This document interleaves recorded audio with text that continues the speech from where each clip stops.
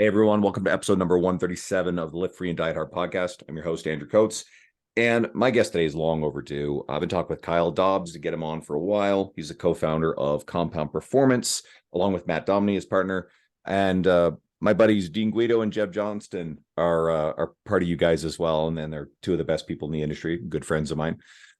And like a lot of my episodes, these are great opportunities to very selfishly kind of get to know the people of the industry that I think are doing great stuff.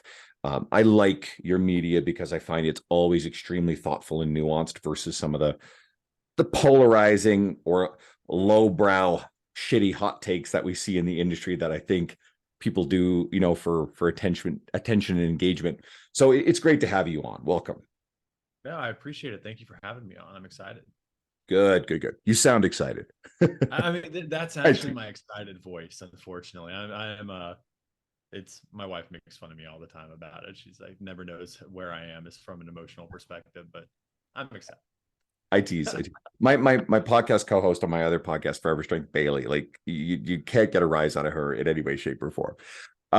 So one of the things that I really enjoy about, and I'm interested in about Compound Performance, is the fact that you guys are a vehicle for both education for coaches, but also coaching yourselves. Okay.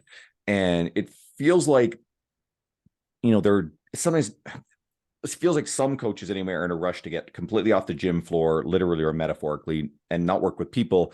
They just want to educate, or worse, they want to be business coaches, right? And there are good ones and there are not so good ones. But you guys have stuck firmly within the dual model. Where did that come from?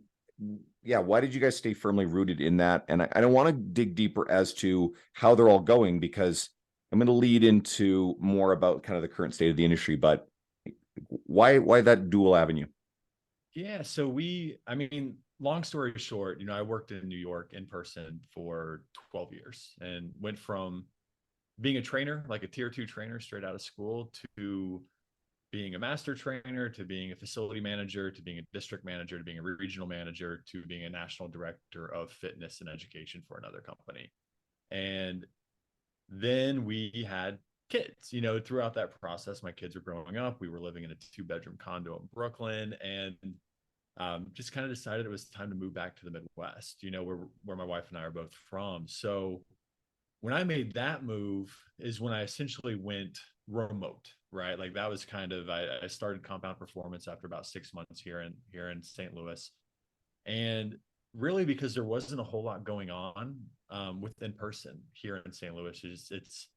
It was somewhere I hadn't never really worked. I didn't have a lot of connections.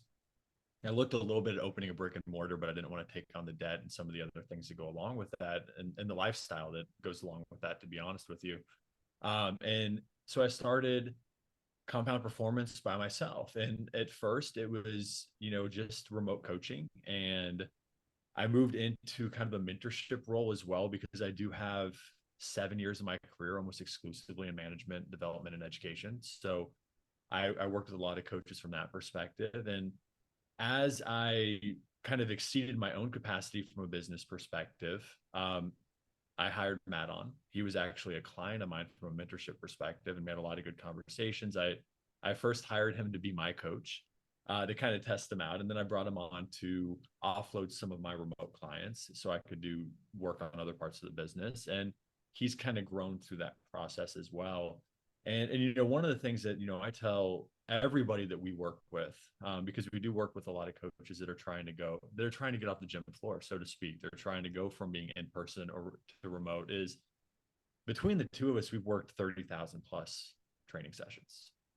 I'm over 20 and he's over 10. And that's something where I think, a lot of people miss that because it's not on social media, right? You, as somebody who's been on the floor for 20 years, right? You're not filming all your sessions. You're not, posting all the sessions that you're training, but that's where the the bread is buttered, so to speak. That's where the experience comes from. And I think that's something that we always try to get across to the people that we work with from an education side is we can teach you all the theory.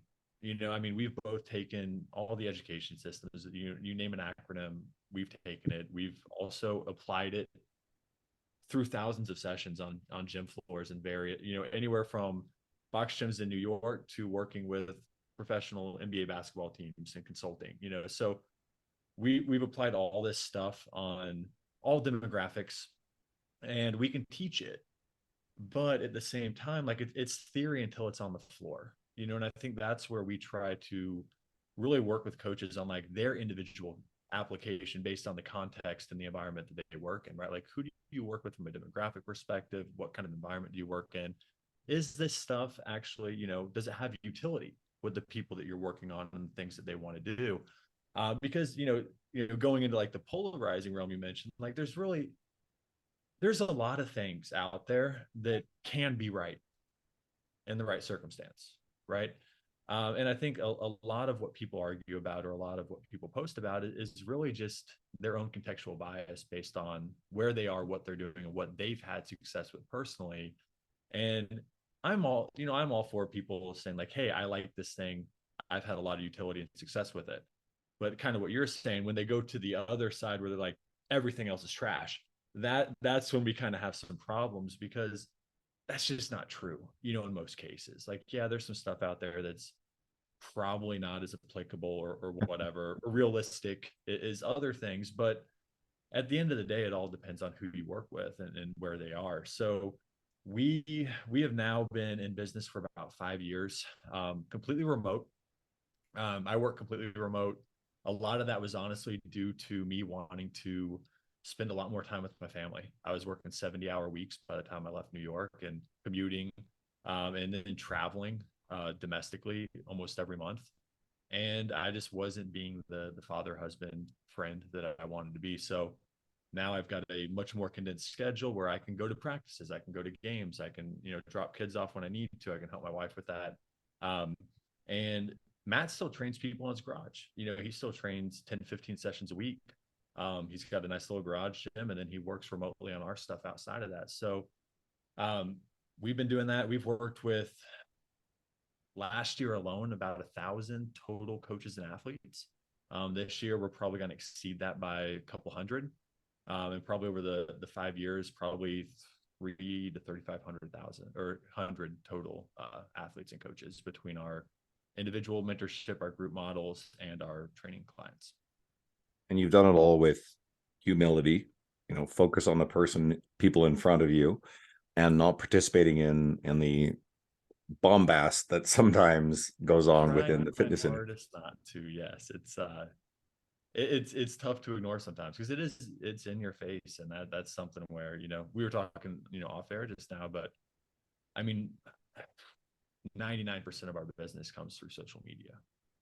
So it's something that we absolutely have to participate in, and I think we'd be fools not to. I understand the utility of it. It's modern day marketing, and we're very close to the same age and got into the industry probably around the same time. And I was out there with a Nokia Razor, no smartphones available, no social media, no nothing, right? And if you would have told 22, 23-year-old me that I could market to thousands of people for free someday, and not just the people that were literally in the gym that I was working with, and I would have told you were crazy. So I think that is something that we have to take advantage of, and we have to capitalize on, for sure.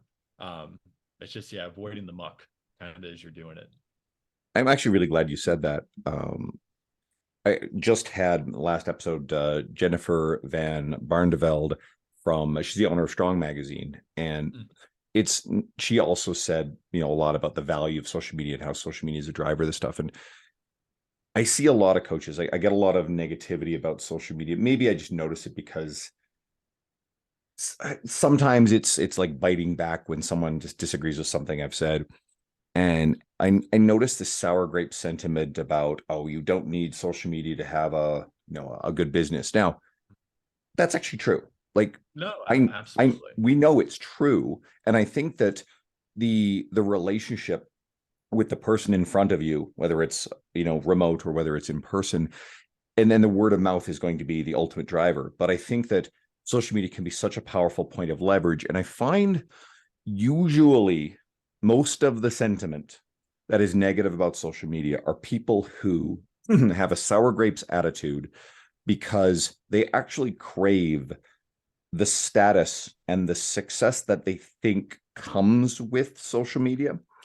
And then they also cherry pick and they look at the bad faith actors. We know there are a lot of people with large followings who are peddling absolute rubbish, but I don't tend to fixate on them very much. And I look at all of the great people in our industry who have big followings who are doing great stuff, whether it's your Luca Hosevars, your Molly Galbraiths, or your Don Saladinos. I could list a ton of great people. And I try to get coaches to discard the sour grapes attitude. And what do we do when we have clients who have a negative limiting belief about something? We try to like talk to them about the way that they use that language and to sort of discard that, because there are mental blocks holding them back from doing something that could be very good for them. Now, the coach who doesn't want to do the social media thing and doesn't need to, that's fine, right? Mm-hmm.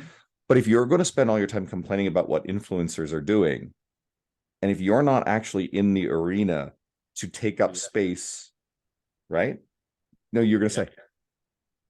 Oh, no, I was just going to say, yeah, it's like, I mean, complaining is probably not a better use of energy than actually posting or doing what you want to do, right? Or doing something else, you know, touching grass and doing something outside of the gym or virtual sphere altogether. Yeah, one of the things that I've told coaches over and over, especially younger coaches who, because of COVID or because of their age or whatever, haven't really been in a lot of facilities, is all those demographics we see on social media, again, the bad faith actors, the good coaches, whatever, they're all inside gyms physically too. Like every gym I've ever worked with and had the bodybuilder guy, they had the flashy marketing guy, they had the functional person, they had the yoga Pilates person, they had the mobility specialist, whatever, the strength guy or girl, so they all had these caricatures. Now we're just, they used to be limited to, less eyes, but they were always there. There's been snake oil salesmen in every gym forever. That's not anything new. Now we're just seeing them online, and they are more available, more accessible, which I think is more so the problem. But to your point, I think a lot of these coaches, because I've had these conversations too, is they get so frustrated because these people are visible, right? It's not even the people themselves, because we know they're out there in every industry. Every industry you can think about has scumbags. Like you can't walk down the street without tripping over one. It's the fact that they're so visible and they're so accessible. That's what people are really mad about. And like you said, it's like, get in the arena and be a positive voice, like put out good information, put out good content. 100%, because like people scream for regulation of the industry. I've said this for a long time.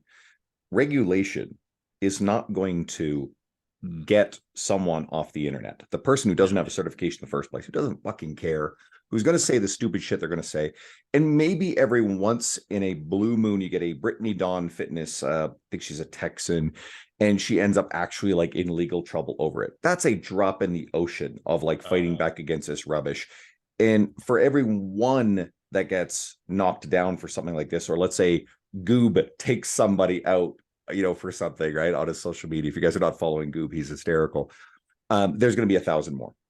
And so it's a hopeless endeavor to scream for regulation. And here's something I want coaches to wake up to. I think the coaches that scream for regulation, and I'm not against more regulation. I just think we want to be very careful with that, because you can end up with some weird stuff. Like people can make a comparison to the physiotherapy industry. You can look at what's going on with what Adam Meekins right now, the sports physio, where the Physiotherapy Association is actually pretty much trying to take away his license because they disagree with his social media, right? So I'm not sure if I'm necessarily comfortable with the idea of whichever professional organization rolls up the most money or has the coziest relationship with the government that says we're now the ones that you have to do everything by this textbook. And I'm not interested in hating on NASM, because I think they've improved and there's some great people I know who've been contributing to their curriculum. And I'm a Canadian, so like, let's say in the US, all of a sudden, if NASM became the guiding star and you could not deviate from the prescription that was in that course, or else you could get sued, all of a sudden our industry's quality is going to go down the tubes, and it's not going to fix the problem that you think, because the influencers online from other countries, they're going to still do the shit anyway, and it's going to hamstring you in St. Louis. Now, another point, if we somehow successfully legislate and regulate all of the shitbags and the bad faith actors out of the industry, off the internet, that still doesn't mean the people who are gravitating to them are going to come to you because they're going to recognize, oh, this is this great coach with no following in buckfuck nowhere. I got to go find them because they're good. No, you still have to do something to actually earn that attention and that business. So you may as well start there, and that's going to fix probably a lot of your problems anyway. Yeah, I mean, it's tough. I mean, and I can, again, like you can go on and on. Like there's definitely something where, especially in-person coaches, like no, you don't need social media. It's like plenty of coaches are doing 40 plus sessions a week with no social media at all, or no presence at all. Off of referrals, off of just retention, just training the same people for years and years and years. And but if you do want, and this is where I work with a lot of people, it's like if you do want to go remote, if you do want to step into that sphere, social media eliminates kind of all your barriers, right? You no longer have a geographical barrier, right? You can talk to anybody anywhere. Australia is our second largest market. We work with people all over the world. We last I counted, we were like 40 plus countries at this point and have been through our programs, so it's like you have no geographical barrier, you have no time barrier. People can train at their leisure anytime. You're just writing those programs for them and kind of guiding them through it and getting feedback and communicating. But when you're in person, like we all know, there's only 5-7 a.m.s a week, right? It's like you're limited to where you can put those people. And again, like there's a lower barrier to entry from a monetary standpoint. When I was in New York, by the time I left, I was charging $250 to $300 a session. And now I charge $500 a month, right? For remote coaching, right? So again, like there's a much lower barrier to entry for people if they really do want to work with you and have insights into what you do. So I think that is something, like there is a lot of positives there, but you've just got such a bigger pool to fish out of, from that perspective. And I think, again, if you want to go remote, you probably need to step into the arena and start putting out content and doing the things. And for the people that are discouraged about like growing a profile, like I get that. I mean, 5 years ago, I had a private profile with 700 followers, and it was dogs and cheeseburgers and whatever I was barbecuing. There was like no fitness, anything on my profile. So 4 years ago, I had 3,000 followers from just the varied contacts that I had from life, what have you. Yep. And I wasn't organized or consistent with my social media following, right? And well, shit, you're north of 50,000, and I've done pretty well with it. So it is possible. And we're of a generation, we're a little bit older than I think what you're a very like early millennial. I'm Gen X, right? And you probably don't think of yourselves. I think I'm like the first year of millennial, and I barely missed out on the Gen X. So I don't think your age. One of my best friends, she's exactly your age, and she does not like being considered a technical millennial. She fights that tooth and nail. But I think there's a big attitudinal difference. You guys are probably a little bit more like us in Gen X. Whereas I think I envy the younger coaches for having the access and the savvy about media. But I've developed that attitude, and I don't really remember having a sour grapes attitude about it, but I remember believing I'm not the kind of person who could ever have that kind of a social media following. And now I've shattered that, and now I teach it other people. So it's kind of rewarding. And I want to, oh, you first. Oh, I just said adaptation, man. You find your environment and you grow. Now, I wanted to ask you, I alluded to this earlier, and I had a recent episode with my friend Aram Grigorian. And honestly, like the feedback I got off it was incredible. Like if anybody hasn't listened to it, please go back. When we talked a lot about how a lot of coaches are experiencing a slower season right now. And with social media, not a lot of people will necessarily want to show, quote, weakness or, hey, I'm not doing so well. And, I feel like I'm in a great place in my business, but I've definitely seen I've got a lot of clients who are vacationing for chunks of the summer. I've had a few people finishing up. Like I had a very extended period of time where like I was referring out everything, right? I couldn't take anybody else on. And now all of a sudden I've got that bandwidth. And then I had a conversation with a close friend who's very successful. And he's saying that his, mentorship business is a little slower than it was. And that there are some companies that are primarily coaching mentorships that are actually really hurting right now. And I got a lot of messages from coaches who are just like, thank you for sharing this conversation, because they were feeling very alone and why am I struggling? So I Yeah. guess what I want to ask is, what do you say to the coach who's nervous right now? I really think at this point, especially coming out of like post COVID and everything else, like I honestly don't think there's a better time to get into the fitness industry. I think the general public has a higher interest and even just knowledge base of health in general. And I do think, again, interest will drive where they put their money, from that perspective. And I do think that training is going to pick up a lot. And that's something that, Matt and I actually just went through a lot of stats because like we have over the last year, we've developed an app for fitness nutrition delivery. And we're in the point now where, we've got a developer and some other people working with us on it, but we've kind of hit our bandwidth of what we can do with the small team. So we're getting ready to fundraise. So we're putting together pitch decks. So we're getting like industry stats, right? Like we're going through getting all these industry stats. And the growth model for like projections for the next 10 years within the fitness industry and the online fitness industries are huge, like massive, like 150 to 200% over where we are now. And, if I'm talking to coaches, it's like, the biggest thing that you can do is if you're going to get into it, you need to get into it, and I think just throughout the years, especially in management and development, one of the biggest things I've seen is this is an industry where it's hard to make it with one foot in the door. And that's scary because it is hard to jump in, right? Like we all know that too. But there is a lot of potential and there is a lot of growth opportunity, both in person and online. And for the people who are doing both, even more so. The hybrid model is the one that has the biggest growth projections, right?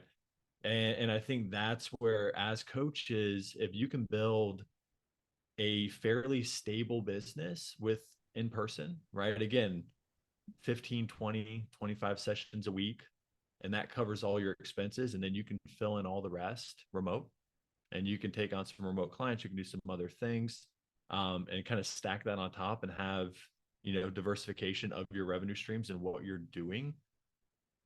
I think that's a very positive model for people to work within. And I think that's something where, again, like we know it, like I went years training 200 plus sessions a month in New York, and the burnout is real. Like it is a hard, taxing, grueling job, right? And you add on top of that you also like to train and work out and do other things, and there's not a lot of energy left to go to other places in your life. So if you can find a model where you can cut some of those sessions down and kind of do enough to fill your bucket, pay all of your fixed, bills, right? If you can pay your housing, your car, your debt, whatever, and then everything else is coming out of your remote, which is much more scalable from a horizontal perspective, right? I think that allows coaches to really kind of exponentially grow what they're able to do just through scalability alone on the remote side of things. And there's something that you can do within it. So let's say you build out the remote, excuse me, and you're able to cut down on the number of sessions that you need to do every week. Well, then there's a bit more scarcity on those sessions, and you're going to feel more confident in actually asking for a higher rate for those sessions. And then the people who've been working with you, well, they're going to want to keep working with you as long as the increases are reasonable. I mean, you can get aggressive with them. I tend to be more reasonable. But anybody new coming in have to self-select. And oftentimes, sorry, there's something that happens where if people are paying, a premium for your sessions, they're also taking them more seriously. They're less likely to cancel them. Or they'll window their way out pretty quickly. And you'll work with other people, but they're probably going to look at this and going, I'm spending a lot of money on this. I have to take this very seriously. So there is something to be said. Alex Hormozy talks about this a lot, and I agree that you could actually achieve better results for people simply by having them pay a higher price for the service. And I think a lot of coaches make the mistake of trying to be too discounted, right? I mean, the whole race to the bottom is a terrible mistake that I want coaches to just completely and utterly discard. Thoughts? Oh yeah, I mean, we don't even bulk rate our pricing for anything. It's the monthly price is the monthly price, the session price is the session price. You can, invest in as much as you want at any given time, but you're not going to get a discount for doing more per se. And I Same. think I think that's huge. And I definitely think, I think part of that is that box gym model too, where everything is bulk rated. There's sales every month, there's closeouts, and coaches typically are at a fixed rate on sessions no matter what, regardless of their tier. So they don't mind giving discounts because that's money coming out of the organization's side of things, right? But then when you go private or independent or whatever, like all of a sudden you give discounts and that's coming out of your pocket. And I think coaches don't really realize that until they're in the moment. And much like you just said, it's yeah, the more invested people are, financially especially, the more serious they're going to take it. And you will filter out some people that are maybe, again, not the right client for you just based on what they're able to do, time wise or whatever. And you will be able to have a client base that's more engaged and more adherent, more often than not. And the converse is, if you come out of that system, because I came out of that system, Mm-hmm. if you train yourself to go, well, I need to offer a sale when I'm slower to attract more clients, you're doing a few things. One is you're saying that I'm saying I'm worth X price, but I'm really only worth Y price. That's problem one. But problem two is, by offering that sale, in theory, if you're attracting people, then the people you'll attract will be more price sensitive, which is going to bring a type of clientele that are not going to be the greatest to work with. And you are further training yourself that every time that you hit a slowdown, because you're working with this kind of people, then go and turn around and offer a sale again. And so it embeds the wrong mindset, I think, in the long term. And I, like you, there's no bulk discounts. My prices are my prices, my monthly for online, my in-person. And I've had people sit in front of me, and it's rare, but at this point now, people who self-select to me based on reputation, they're pre-sold. They know where they're getting into, right? But I've had people sit in front of me and, quote a number, and they're expecting like a price that's like 2/3 of what I'm offering. And I know what they're doing is they're sort of like, it's a starting point for a negotiation. And I'll politely say, well, no, I'm sorry, but I have a few coaches that I can probably recommend you to. And then that's it. Like, I just don't even engage in that, because to me, it's not that I take joy in it, but I'm secure enough in the way I've gone about things to feel good about the fact that I can actually say no to someone who I don't think is going to be a good fit. So there's a sense of relief when that happens, right? If I've got a client who has been struggling a lot with attendance, and let's say that they're fighting with me over cancellations or something like that. Again, this is fairly rare, but it's happened over the years. The old me would pay more attention to that client and spend more time and energy and stress trying to get that person in, which of course permeates into everything else you're doing. Everybody else you interact with feels it because you're stressed and worried about this. When you let that person go in a professional and polite manner, but you get that client out of your schedule, I've trained myself to go, well, I feel at peace. And then your energy's better. You're pouring it into the clients who are showing up and taking this seriously. They're going to recommend more people, refer, they're going to stay longer, and everything turns around. And there's a switch that flips, and all of a sudden it just gets easier. And then you attract more people. And there's one pivotal point years ago where all this clicked for me. And then within the space of the next 2 months, I had 8 people come out of the woodwork just to come work with me. And then a couple of those were great fits, so they got filtered, and that just continued. And I've never had a problem since then. No, I completely agree. I mean, a lot of it is, again, the ability to, and I mean, again, early in trainer's career, you say yes to everybody, right? So I never want the impression that, the first year, 2 years, even 3 years of my career, that I was training everybody at like maximal rates and whatever. Like I was wheeling and dealing. I took every consultation. I worked from 5 to 9 a.m. to p.m. I was in the gym all day talking to every person on the floor, and I would sell whatever price sessions that I could, right? And I think that's something where early in your career, it's like you kind of eat shit, right? You train as many hours as you can, and until you get to a point where you can start raising the median price, and you can start filtering out people who maybe aren't as serious or aren't good fits for the type of training you're doing, or even aren't good fits personality wise, just based on, these are relationships, right? Just based on person to person relationships.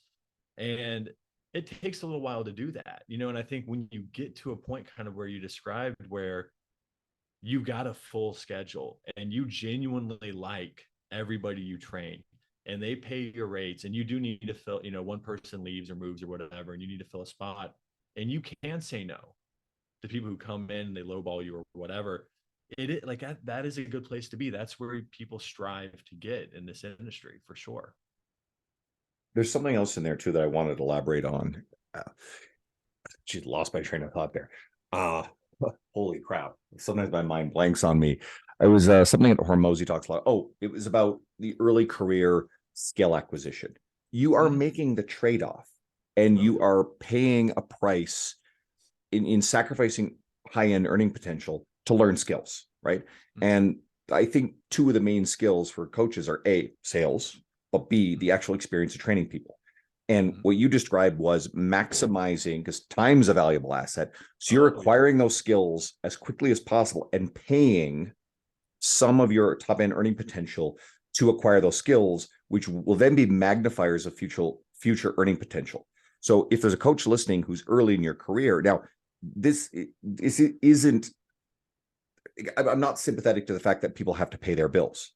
Yes. But if you can eat shit, like you said, and somehow just live lean. I mean, there's another hormone thing. Live really lean for now, rapidly acquire these skills, get better at it, get uncomfortable. If you don't like sales, it's not about dirty, greasy, stereotypically used car salesman sales. This is about believing in what you do, understanding how to field objections and see objections as opportunities, and do what is right for the person in front of you. We're not talking about hustling or misleading people. We're talking about knowing that you have something great that can help this person. And this is probably not my original thought. I've been saying this for years. If you got someone in front of you who really needs this, and they're hesitant and scared, and for whatever reason, you're just not good at the process, and they leave because you didn't make them feel welcome and safe and see the value in it, on impulse, that person is going to walk into another place, and the person they get in front of may not have your skill or integrity or intentions. And that person may be worse off as a result, or they may never come back and continue on the path that they're on, which is health decline. So there is a little bit of an obligation to actually get comfortable with that process. But I remember being nervous about certainly anything cold, very nervous about it early in my career. I didn't think I could do this stuff. Well, no. And that's where I think, even, sales has a negative connotation. And again, because I do think people associate it with, like the greasy, slimy stuff, and again, I think if you are comfortable in the value you provide, there's nothing greasy and slimy about it, and I think that's something where the coaches that I work with that have that view of sales are probably also the ones that are oftentimes the least confident in what they're doing. And again, that doesn't mean they're misleading or whatever. They're just not confident in what they're doing. And, so I think there's an aspect of that skill acquisition, and it's getting in front of as many people as possible. The more people you work with, the more value you show, the more confidence you get as well within that process. And I think the better you get with that, at that point, when you have somebody in front of you, you're kind of just telling a story, and then you lay out the prices, you lay out the options, and you let them pick.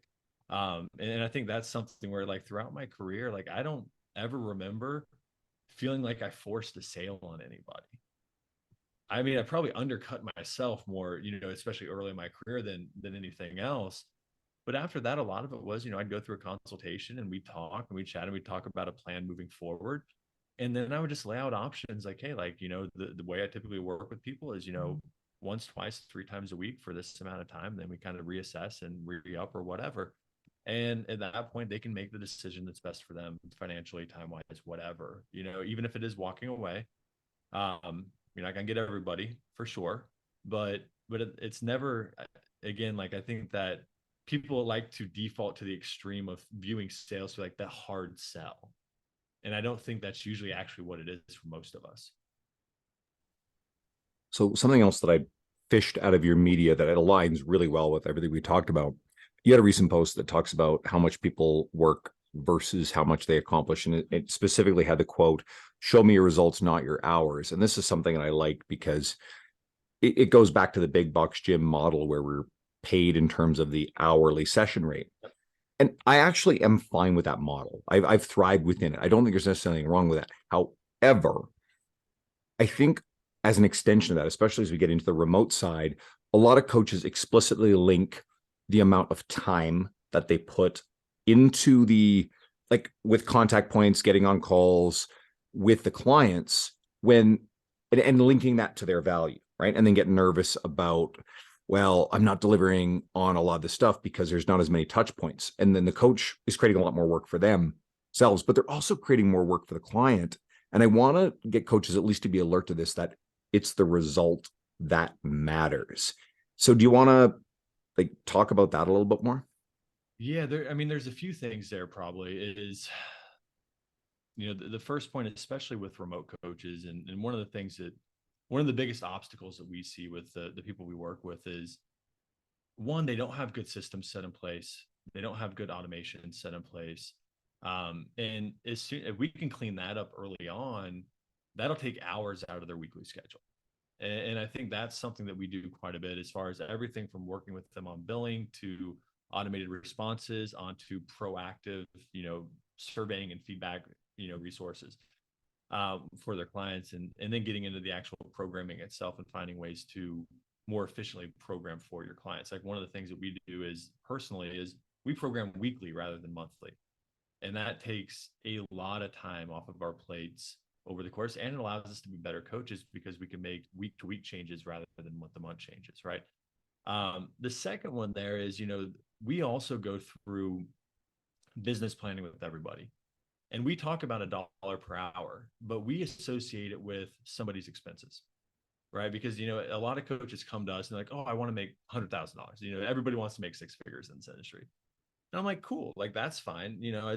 That's a great number to strive for. But where do you live? Because $100,000 in Manhattan gets you three roommates in a 2-bedroom apartment, and $100,000 in Paducah, Kentucky gets you a 5-bedroom, 3-bath house and a BMW in the driveway, right? So these are two very different lifestyles based on the same amount of finances. So we go through and we talk with them about all their fixed expenses, right? Like, what's your cost of living?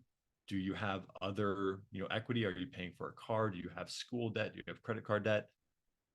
What are you paying for every month that's fixed? Now, what is your variable spending, right? What's your food? What's your fun spend, whatever? What do you want to save every month? And we figure out what that number is, right? And then we go through and we figure out, okay, ideally, how many hours a week do you want to work, right? So maybe that is, that's $7,000 a month or something like that. And we have to equate that to, well, that's going to be taxed down. So you really need to make $10,000 a month, to actually meet those ends from a net perspective. It's $2,500 a week. Do you want to work 50 hours a week? Or you want to work 25 hours a week? Because again, that's a big difference in your pricing. How much are you charging per hour? And once we figure out what their dollar per hour is, so they want to work 25. So, okay, that means every hour that you work needs to be worth $100. So now we can actually build a pricing model off of that number, right? So your sessions are going to be around $100. If anything, they're going to be scaled up rather than scaled down. Your remote coaching, how many hours a month do you spend on remote coaching? 4 on average with clients by the time you program, by the time you're doing calls, whatever. Okay, that's going to be around $400 a month, right? So everything isn't equitable in total price, but it is equitable in dollar per hour. So the actual usage rate. And I think once we get coaches to kind of look at it that way, now we have a pricing model. Now we have scaling. Now we can meet the consultations we're on where they're at, right? Because not everybody has $1,000 a month to spend, but they might have $400 to spend, whatever. So we can find a service that we provide that meets their needs at the level of entry that they're comfortable with at the time. And there's always upsells and downsells and everything else down the road. And that's kind of where we look at it from a lifestyle perspective and from an organization perspective, and just, how to get people more efficient within that process and to guard their time a little better, to be honest, because boundaries are also a huge thing for coaches. It's like, it's very easy to be like, client reaches out with a question like, oh, let's hop on a call for 30 minutes. We'll talk it out. You do that 4 or 5 times a week though, and all of a sudden the hours start stacking up, and I think it's coaches coaches in nature, I think, or I like to hope, a lot of the ones I've interacted with are a little altruistic by nature. Like, I don't think people get into this industry without wanting to help people, at least at the beginning. And they're very prone to sacrificing their own time at the cost of helping other people. And I think if we can organize what that actually looks like my remote coaching is 4 weeks of programming. We've got feedback daily subjectively. We've got feedback weekly, again, through an automated questionnaire based on your week of programming, whatever. I'm going to review a program. I'm going to review any videos you submit. And then once a month, we're going to hop on the Zoom call and talk about where we are as far as the LTAD, right? And that, an hour call plus what it takes to program, that takes me about 3 hours or so. That meets my dollar per hour. And I think if I can hold true to that, I'm good. If I can get it more efficient, even I can do that now in 2 hours rather than 3. Now I'm hyper profitable within that realm. And if I've diversified my business, now I can look at the profitability and how I'm doing within my mentorship, my remote coaching, our group model, whatever. And if I want to drive more business, if I want to increase my revenue, now I have inputs into what I should be driving based on profitability and margins. And I can run my business like a business. I think this is the best tactical, like how to build a business episode I've ever done on this. So I hope everybody listening is enjoying it. On the other side, some of the clients we're going to want to work with, they want the results and they want them efficiently. There will be clients who self-select to want to have more touch points. Yeah. And for the greater touch points, I like the asynchronous means of communication with voice messages. I send a lot of voice messages. It's my favorite thing. And I think if you get in the habit of just sending more of them, people are hearing your voice, just letting them know that you're there. And then they can respond when it's convenient for them. It's probably a lot easier to actually build into your schedule to send out those messages and then have people respond, because people have busy lives. I mean, one of my clients is a former college football star turned lawyer in New York. The man has a busy life. And we will probably get on a call maybe every 2 months because he wants to go over some more stuff in depth. But really, it's just making sure the program is there for him. And then it's just asynchronous back and forth, some voice messages. Sorry about the plane going overhead. I've got a client in the Philippines and she's a lawyer. I seem to have a lot of lawyers I train just randomly. And again, we're talking about different time stuff there. So again, I just drop a lot of messages on her. She's actually very functionally independent. She just likes the structure. And what I found is a lot of my, remote training clients, they like the structure and knowing that I'm there when they need me, and I'm pretty responsive, but only a few of them actually ever ask for video calls. Now, I think that video calls can be very valuable, and I think it's an excellent piece to offer. And I'm probably going to build more of that in as I look into more of a nutrition coaching offering as well. It's something I'm exploring. But don't just think that the more time you spend on people, the more because I think from the coach's standpoint, it feels like it's justifying your price. If you do ultimately train yourself and your clients to be paying for a result, like there's so many metaphors about this. It's like, would you rather go into, the car dealership for service? And I think I'm stealing this one from Hormozy again. It's like, do you want to have 8 hours worth of like work, or do you want the problem fixed in 30 minutes to get back out of there? Well, which is it, right? And people have busier lives than ever. So why make your process more complicated, more arduous, and more time intensive for them when what they really want is the result? And some, yes, they want the time. Sure. Okay, that's fine. But I think we need to delink that relationship in our brains, or at least be open to it. And I hope people are kind of going, oh shit, I do that. Like, ask yourself, do you automatically do that? Think the amount of time I'm putting into something is the justification for my worth and my rate. Start questioning and challenging that narrative in your own brain. Yeah, one of the similar analogies we have in the Midwest has to do with chopping down trees with an axe rather than a chainsaw, right? Yeah, I mean, that's something I think, especially for young coaches, and again, this can go a lot of different ways, and even go into the actual consultation process and the assessment process and goal setting. Because if you don't have actual objective or measurable or empirical outputs kind of predestined, right? And you don't have timelines for those things, you have very little to show, over 3 months of working with somebody. And I think that's something that, I mean, even early in my career, one of the hardest lessons I learned is, I got a client from my manager. I didn't even have to sell her, but she came in and she bought 30 sessions at a high rate. And he gave her to me because I was doing good at well at what I was doing. And we go through, she's 3 times a week. In the first couple of weeks, everything's going well. Like she's showing up, she's adherent, she's working hard, whatever. And then over time, her adherence dropped off. She would miss sessions here and there, whatever. And by the time her 30 sessions were done, she hadn't hit the goals that she wanted. And myself, I wasn't holding her accountable near as much as I needed to, from that perspective. Every time that we met, we were having a great session. We had good rapport, good conversations, whatever. And I literally walked up the stairs to her, like yelling at my manager because she hadn't lost, the X amount of weight that she wanted to lose. And part of that was because I, as a coach, looking back, did not set the expectation of what needed to be happening in session and showing up to sessions. She was great when she came, but by the time we got through that 30 sessions, it was probably maybe 66%, maybe closer to 70, whatever. Not enough. And she wasn't necessarily doing the things outside of the gym that she needed to also hit those goals. And I wasn't nearly as, or holding her nearly as accountable as I should have been. And I was, that was something that I learned really early on, where it's like, okay, like the results are the thing. People can like you, people can want to work with you, people can enjoy their sessions. You can build really good relationships. But if they don't get to where they want to be from a physical, physiological, aesthetic perspective, whatever, they're not going to be happy, and I think that is something where, yes, we want the process to be enjoyable, especially when we're working with clients and we're providing a service, but you can't lose sight of the goal.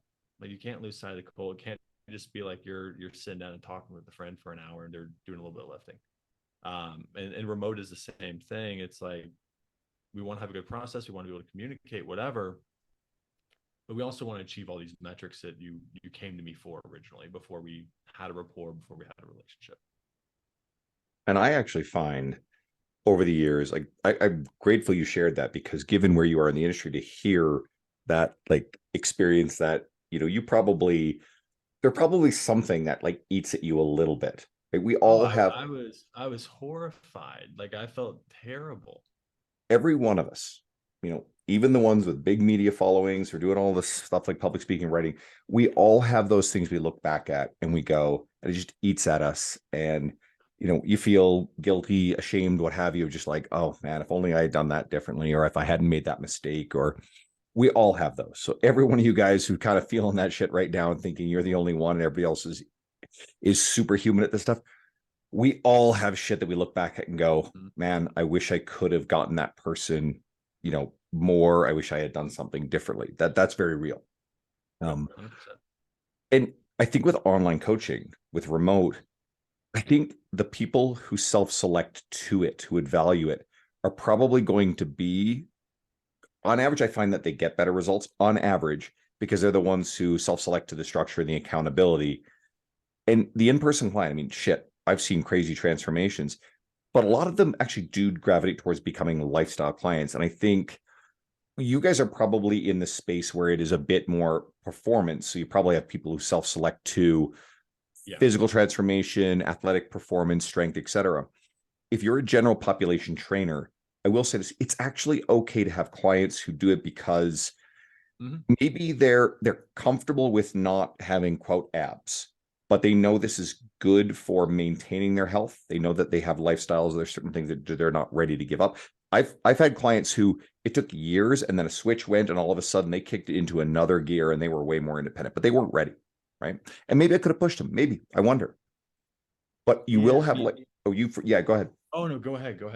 Just because it's okay to have lifestyle clients who maybe they don't see the most aggressive transformations, but like I'll use my client Larry, for example, right? The 73-year-old on my media. And Larry loves picking up heavy stuff. And he knows that at his age, this is one of the healthiest things he could do. Larry is, by his own admission, stubborn about significant nutritional change. He's made changes and he's lost some weight, but there's barriers there. And I have to walk a line between nudging at him, poking at him, trying to create a supportive environment. But I understand the psychology, but what's the alternative? He quits, goes and stays home, sits down. He loves to read. He binges science fiction. He loves that stuff. And so what's he going to do? Do that 100% of his time, and then his metabolic health will deteriorate? Not an option. So for Larry, it's important. Now, he does work hard when he's there, but it's still on me to try to communicate and unlock something more. But at the same time, I'm still happy that he's showing up and he gets a lot out of it. So it's a fine line. Oh yeah, I mean, based on a lot of people, I mean, based on the average American lifestyle, if we can maintain health, like we're swimming against the stream most of the time, right? You know, and I think there is in the Gen Pop realm, you know, you work with people 2 to 3 hours a week, and you can give them advice and inputs and information about things they should be doing outside of the gym, but you don't have the highest amount of influence in their lives. You know, you just don't. And I think that's something that a lot of coaches do need to understand and not be discouraged by. Where there are a lot of clients who are happy to just not deteriorate or to get worse, right? They don't necessarily want to change their lifestyle. I had a lot of clients in New York, especially, who were in business, and like the social aspect of their business was so important. Like the happy hours and the dinners and the traveling, like that's where the deals got done. That's where they made their money. Late nights of, you know, just eating takeout and whatever and not sleeping right and doing all these things. And it's like they couldn't change their lifestyle. They didn't really have control over that, you know, and I think that's where, as a coach, like you have to understand, like you're not going to take this person who's making their living off of this job and get them to like rearrange their entire life. It's the same thing when you're working with like parents who have kids and jobs and everything else, right? Their nutrition's not going to be perfect. Sleep is not going to be perfect. Like they're not going to get all the activity they want sometimes because there's other things going on. Like I always use my wife as an example of this. Like on Monday, like she woke up, she manages teams in other countries as well. She started her day at 7 o'clock. And she ended her workday at 5, and we went to a swim meet for my oldest son where she was late. I took him at 4 and we got home at 11 o'clock. I mean, what do you do? Like like what's the solution there? You know, and I think that's where, as a coach, like you just need to understand that a lot of clients, like, yes, like they have goals, but also like the lifestyle has to match those goals. And if you can't change the lifestyle, you do the best you can. And over time things might change, but sometimes it's like, yeah, like we're keeping them from falling back sometimes too, and that's okay. That's still progress in that respect. There are so many people that we work with in so many careers that, yes, the ultimate answer for their long-term health is to change careers, but that's not an option in the moment. Best example. Tell that to a hedge fund manager making $7 million a year. Exactly, right? Best example I can think of, a longtime client of mine, we worked together for about 7 years. He was the most reliable client I've ever had, and he's still to this day a very good friend. And he was paramedic, wanted to learn to work out so he could make the tactical unit, so he could be one of the paramedics that went in with SWAT stuff. And so he worked hard, he transformed, he was an absolute weapon. So he did great, amazing results. But being in that world of emergency medical services, he was walking wounded emotionally, right? I mean, like we're talking like for sure PTSD from some of the crap he would tell me. And after a few years, there was just a day where he stopped telling me the stories about the stuff he saw at work. And he never again told me another story. There was this just hard point where he just wouldn't talk about it anymore. And I knew that the answer, and he knew that the answer was not being in this career. But it took a few more years. And eventually, because he had fallen in love with and realized how beneficial it was to his physical and his mental health to be in the gym, he went to physical therapy school. And now he's a year and a half away from graduating. And he's worked so hard that he's able to like go down to one shift a week while he's in school. And he's going to get to leave behind the the shift work and the nasty rotations of what that does to your sleep and your metabolic health, and into a career that he sees fulfillment in. So sometimes it takes a very long path, and sometimes you got to hold them together, do the best you can, have a great relationship, and eventually they may make a change when they're ready for it. Kyle, this has been amazing. Thank you so much for coming on, man. Like, this has been one of my most personally valuable conversations, because I was taking notes and I'm thinking, like, there's some things that I can actually apply in my own business, even with, how long I've been doing this. Everybody listening, I mean, this is just the tip of the iceberg. So if you want more of this stuff, go follow what Kyle is doing. Where do they find you in Compound Performance Media? Yeah, so Instagram is the easiest place to find us. That's just Compound Performance. There's an underscore after it. And then we're on Threads, of course, now. But then the website itself is also just www.compoundperformance.com. And that's got information on all the other things that we do. And you can always shoot me an email or a DM or whatever. I'm pretty active on both. Wonderful. Everybody, again, thank you guys so much for tuning in. If you've been enjoying these, and you keep forgetting, give me a review, something positive like that. Share it with a friend. This could be really valuable. I want to grow this. And go follow Kyle, dig into what he's doing with his media. If you're somebody who is new to my podcast because you found this on Kyle's media, well, I've had, my buddy Jeb Stewart Johnston, who's part of yours quite a while back. Probably know Jeb if they know me, which is no Jeb. I had an episode with Dean, because Dean Guido is actually my former co-host. We did the first 150 episodes together. That's how this all started. And then I've had 137 since. I brought Dean on a while ago, and actually the episode was kind of a goodbye, because I was going to retire the podcast, but then I decided a couple months later not to, which confused some people. But I realized how valuable this is, and I didn't want to give it up. And I enjoy these conversations. So, and you can look through, I have had the industry's who's who, the biggest names all over the place. You will find a really great library of conversations with people that you follow and look up to. So, Kyle, thank you again, everybody tuning in. I'll bring you another great guest next week.